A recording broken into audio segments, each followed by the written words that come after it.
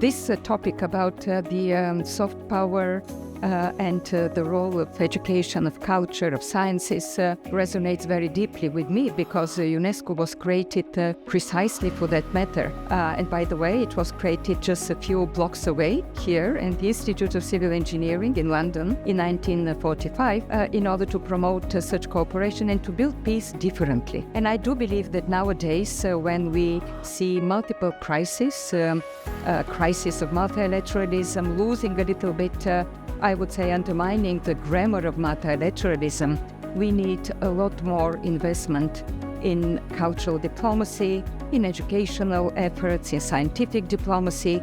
And I believe this is what this conference is all about. Because trust is being built differently. Trust is being built by sharing experiences, by sharing ambitions, by sharing even some kind of a national interest in everything that we want to achieve. And I'm a big believer in the importance of cultural, scientific, and educational diplomacy.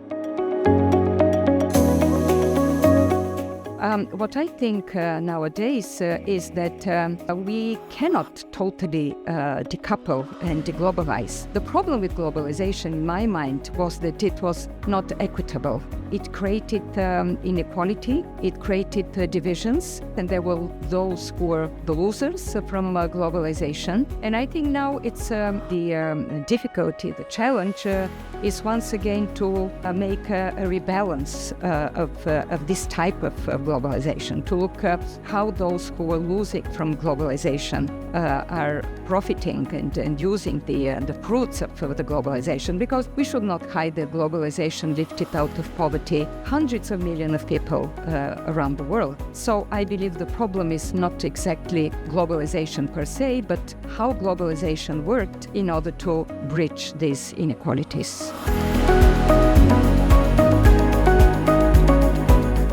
Well, I think it's extremely important because we tend to think only nowadays and to speak about the hard power, the conflict, the military, how are we going to solve about this, and kind of neglecting the soft side of it. And we see that almost everywhere nowadays in the political discussions, but the soft power is the one that builds trust. And I believe this was your first question. And I think the lack of trust nowadays also leads us to a lot of trouble, if I may say so. And how to rebuild trust is, I believe, one of the main prerequisites of solving some of the bigger world problems.